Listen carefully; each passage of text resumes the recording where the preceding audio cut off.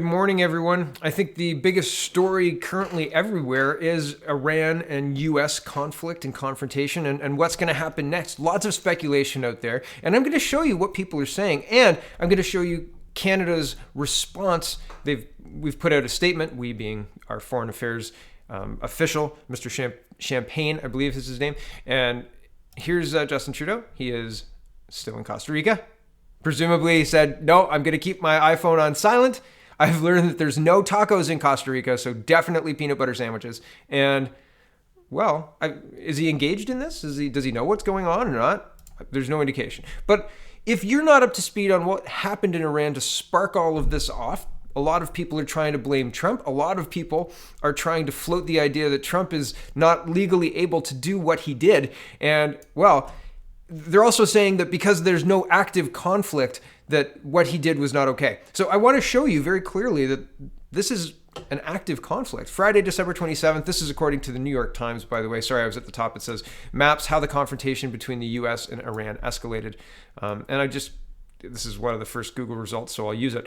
It says, Friday, December 27th, American airstrikes in turn were in response to more than 30 rockets that were launched at an Iraqi military base near Kirkuk, killing an American contractor and wounding 4 American and 2 Iraqi servicemen. United States official blamed an Iranian-backed militia, part of Hezbollah, which denied responsibility. And then on the 29th, the storming of the embassy. This is the big storming of the embassy. This was widely reported at first and kind of implied to be Trump's Benghazi, but that didn't happen. Trump supported his embassy and got Marines there within the hour and sent people scattering and kind of reasserted himself. But that was an active attack coordinated by Soleimani.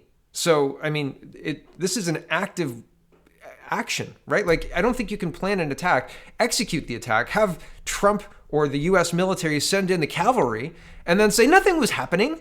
Tuesday, December 31st, the strike came after the pro-militia members marched on the U.S. embassy, and then the Americans killed Soleimani. So all of that is interesting. Here's Trump talking about it, and I think this is interesting, worthwhile to note. This is at 3:51 p.m. yesterday, January 3rd, 2020. Sorry if the volume's not good enough. The link is in the description if you want to watch all of it. I recommend you do. I'm not going to play all of it, but I don't know when I'm going to cut it off, so we'll find out together. Here we go. Is the defense of our. Last night, at my direction, the United States military successfully executed a flawless precision strike that killed the #1 terrorist anywhere in the world, Qasem Soleimani. Soleimani was plotting imminent and sinister attacks on American diplomats and military personnel, but we caught him in the act and terminated him. Under my leadership, America's policy is unambiguous to terrorists who harm or intend to harm any American. We will find you. We will eliminate you. We will always protect our diplomats, service members, all Americans, and our allies. For years. I'll leave him there because, well, one of the allies, Canada, is, we'll get there in just a minute. First, I want to talk about the UN floating the idea that maybe it was a criminal act to take out Soleimani. AP reporting, and this is on the 3:20 a.m. today, it says, Iran urges UN to condemn criminal act by U.S. The latest on the U.S. airstrikes in Baghdad that killed Iran's top general, all times local, 3:20 a.m. Iran's UN ambassador is urging the UN Security Council to condemn what Tehran calls, quote, a criminal act of, quote, state terrorism by the United States that led to, quote, the horrific assassination of the country's top military commander. Okay, and here's a U.S. Senator, Chris Murphy, saying Soleimani was an enemy of the United States. That's not a question. The question is, as reports suggest, did America just assassinate without any congressional authorization the second most powerful person in Iran, knowingly setting off a potential massive regional war? And here's Dan Crenshaw, and he's got credentials as well. He is congressman, lieutenant commander, and a former Navy SEAL, and I've seen interviews with him. Some people like him. Some people think he's sold out. I don't know. I'm just using this as an example. He says, quote, someone let the senator know that these men just got done directing attacks against our embassy and K1 facility. This was clearly a response to aggression and a deterrent to future attacks, well within current authorization. It's a great day for the fight against evil in this world. Okay, and here is CNN reporting the same thing. Iran's top general Soleimani killed in U.S. strike. Soleimani killing most likely unlawful, UN rights expert says. The killing of Qasem Soleimani was, quote, most likely unlawful, UN rapporteur on extrajudicial executions Agnes Calmard tweeted. She said the targeted killings, quote, violate international human rights law, adding that, quote, outside the context of active hostilities, the use of drones or other means for targeted killing is almost never likely to be legal. Okay, so, and as I've just demonstrated a few times over, we're in the middle of an active situation with, I mean, they sent in the cavalry here. And I know I said that before, but they sent in the Marines to protect this base. You don't think taking out the person who planned that attack is within the scope of finalizing that whole action? I mean, and regardless of whether you agree or disagree with it, I mean, you want to take out the brains of the operation, right? Like, usually this would be a celebratory thing, right? Like, usually people would be saying, yay, this is a good thing. But welcome to Canada. Jagmeet Singh says, quote, this is the leader of the NDP, just in case you're not sure. The U.S. actions in Iran have brought us closer to another disastrous war in the Middle East. The Prime Minister needs to act quickly with other countries to de-escalate the situation and not be drawn into the path that President Trump is taking. That's 11:40 a.m. yesterday, January 3rd, 2020. And where's the Prime Minister? Oh, right, he's in Costa Rica. He's in Costa Rica. I would have some music to play that's Costa Rican, but it's not worth it. Back to this. Francois Philippe Champagne, and sorry if I'm pronouncing his name wrong, I apologize. Here is my statement regarding the situation in Iraq, and they put it out this way. And here it is. It says, statement from Minister Champagne following the airstrike carried out by the U.S. on Iranian commander Qasem Soleimani in Iraq, January 3rd, 2020. The Honorable Francois Philippe Champagne, Minister of Foreign Affairs, today released the following statement on the airstrikes carried out by the U.S. on Iranian commander Qasem Soleimani in Iraq. Canada is in contact with our international partners. The safety and well-being of Canadians in Iraq and the region, including our troops and diplomats, is our paramount concern. We call on all sides to exercise restraint and pursue de-escalation. Our goal is and remains a united and stable Iraq. Canada has long been concerned by the Islamic Revolutionary Guard Corps Quds force, led by Qasem Soleimani, whose aggressive actions have had a destabilizing effect in the region and beyond. Okay, except that we're allies with the United States, and we're pledged to help them in military actions. So they were attacked by this guy directing the attack on the embassy. And why are we telling Trump to stand down? Why are we telling our U.S. ally to stand down on this? Like, he was attacked, they were attacked, the United States was attacked, and Canada is an ally. So telling all sides to stand down. And no, I don't want a war. That's not what I'm saying. Not at all. And I don't think that Trump wants a war either. And if you've paid attention to Trump, and some people just pay attention to what people say about Trump, but if you've paid attention to Trump, he practices the art of war. And the art of war is you don't go to war until you've won. So, I mean, it's taken a long time. It's looked like Trump has been rope-a-doping for 3 years. Maybe the gloves are off or on. I'm not sure the metaphor, mixed metaphors there. But anyway, it's interesting to see Canada say, well, hold on, everybody, stand down there. Stand down there. And it's not just me that doesn't like this. Here is Senator Sen Batters, and she is a Canadian senator from Saskatchewan. She says, very mild statement by the Trudeau government for such a dangerous terrorist, almost akin to the Trudeau eulogy, and that was for Mr. Castro, of course. And she hashtagged Soleimani, and this is in response to the statement from Mr. Champagne. And here is... This is just a word on the street, but he says he's a competitive NTG player.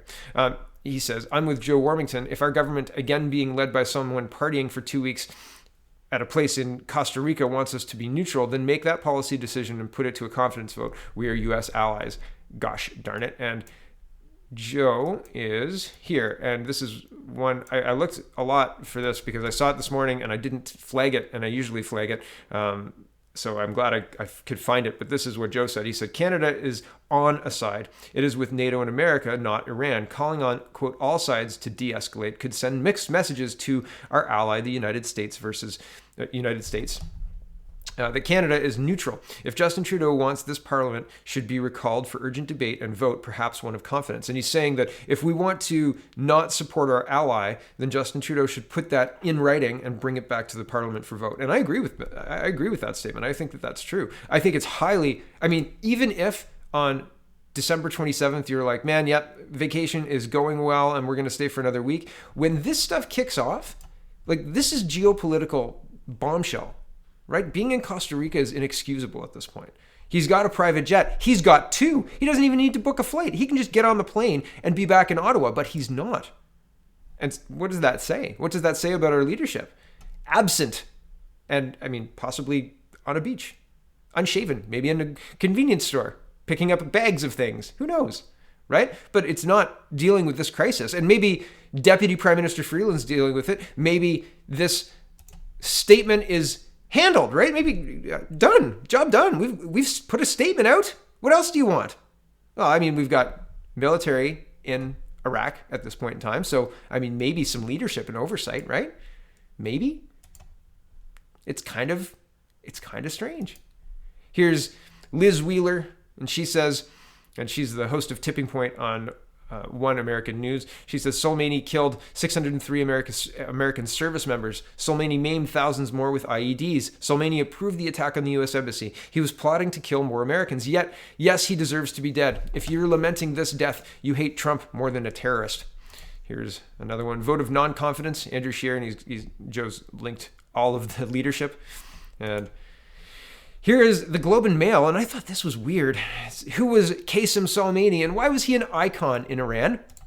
And I'm just going to read you the contradiction I found in this, and maybe I'm misunderstanding, but it seems like a contradiction to me, so I'll tell you about it. The Globe and Mail is reporting, who was Qasem Soleimani, and why was he an icon in Iran? For Iranians whose icons since the Islamic Revolution have been stern-faced clergy, General Qasem Soleimani was a popular figure of national resilience in the face of 4 decades of U.S. pressure. And then scroll down just a little bit. Relatively unknown in Iran, until the 2003 U.S. invasion of Iraq, Soleimani's popularity and mystique grew after American officials called for his killing. A decade and a half later, Soleimani had become Iran's most recognizable battlefield commander, ignoring calls to enter politics, but growing as powerful, if not more, than its civilian leadership. So it's interesting how they're making this guy sound really good, right? Like he's the mystique and him being an icon and all of this stuff, and also the fact that they're saying that he was a popular figure of national resilience but was relatively unknown in Iran until 2003. And then they say a decade and a half later, well, 2003 plus a decade, that's 2013, plus a half, that's 2018. When was this written? Like, we're 2020 at this point in time. What is this? Like, it seems like a piece that's been prepared and poorly edited. So I don't know. But the other point that I wanted to highlight here is that he was as powerful, if not more powerful, than the civilian leadership. And you can see, if you're scrolling through Twitter, you can see images of the leadership in Iran crying on camera when they're announcing the death of Soleimani, because, well, presumably there'll be somebody to take his place, right? But in the middle of an action like we were seeing here, they didn't anticipate him being killed. So they're kind of rudderless. And that's why I think calls that they're going to retaliate with a war for, like, it's not reasonable to think that. Number one, who's going to supply them with weapons? Number two, who's going to supply them with support against Donald Trump's United States? Like, give your head a shake. Both of those things aren't going to happen. Russia? No, I don't think so. Like, China? No, I don't think so. Because Trump will just blow up their economy.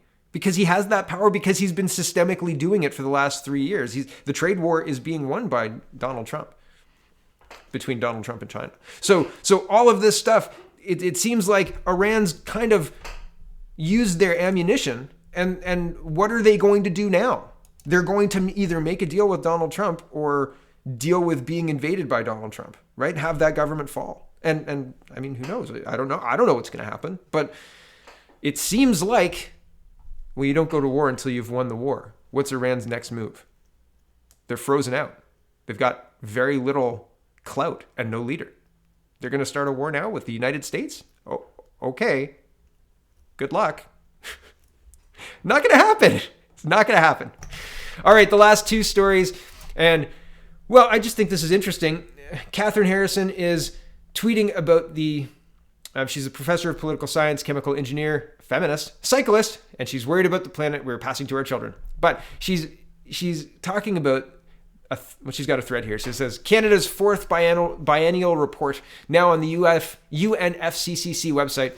It provides more details on the overview released by the federal government a few days before Christmas. The big story reported with the summary is that the gap to Canada's current Paris Agreement target, minus 30% below 2005 by 2030, is big, 92 megatons based on emissions. 77 megatons with expected land use credits. Really, really hope those forests don't burn as in Australia. Well, we need to have better forest management, Catherine, sorry. But back to this. But she says, note that the gap between where we expect to be and our current target has gotten bigger, not smaller. It was 44 megatons when the Pan-Canadian framework was announced in 2016. And now it is... it's 77 or 92, depending on if you count the land use credits, right? So, I mean, it's almost doubled, right? Or it's more than doubled, depending on which one you take. And isn't that wild? Like, you elect a government with a strong environmental mandate, and not only do they allow continued sewage being directly shoved into waterways, they didn't do anything but increase the emissions in megatonnage with which, if you believe all the garbage, is destroying the world. It's not, but if you believe it, it's destroying the world. Last story for this morning is the new leader to be chosen by the federal Conservatives on June 27th. And it's quick here. Federal Conservatives will gather in Toronto on June 27th to pick their next leader. A decision to set the date for that vote was made Friday, the latest development in an effort to replace current leader Andrew Scheer, who announced in December that he would resign upon the election of his replacement. Former Conservative MP Lisa Raitt, who challenged Scheer for the leadership in 2017, was appointed soon after last month's announcement to be the co-chair of the committee charged with setting the rules of the contest. The remaining rules, including potential entry fee and the number of names required on nomination forms to enter, have yet to be set. The decision to hold the vote in June is likely to receive mixed results from party supporters, some of whom wanted to vote sooner in order to set the party in good standing to defeat the Liberal minority government. The June 27 vote will only be the third time the Conservative membership has elected a leader. The first was Stephen Harper, elected 3 months after the Conservative Party was formed by the merger of the Canadian Alliance and Progressive Conservatives in 2003. Ambrose was elected as interim leader by Conservative MPs and senators following Harper's resignation upon losing government in 2015. Scheer was elected by the membership in May 2017 following a 16-month contest. He announced he was quitting in mid-December, saying he could no longer give the job his all. Really? I think that's funny. That's how they boil it down. So I think this is a big deal. What's happening in Iran is a big deal, and Iraq is a big deal. What Trump is saying is a big deal. The United Nations and leaders' reactions, including Mr. Jagmeet Singh and including our foreign affairs minister, are interesting. Our prime minister's reaction is interesting. And, well, we're missing environmental targets, and the Conservatives have no leader. So, what are you going to do? I mean, welcome to 2020. What a wild ride so far, eh? Whew. And it's only 4 days old. Maybe Trudeau will come back from vacation tomorrow. Maybe he'll spend another week in Costa Rica. Why not? Yahtzee. It'll be fun, right? Oh, thanks for watching, everybody. Sorry it was a long one today. Check out CanadaPoly.com and have a wonderful, wonderful day.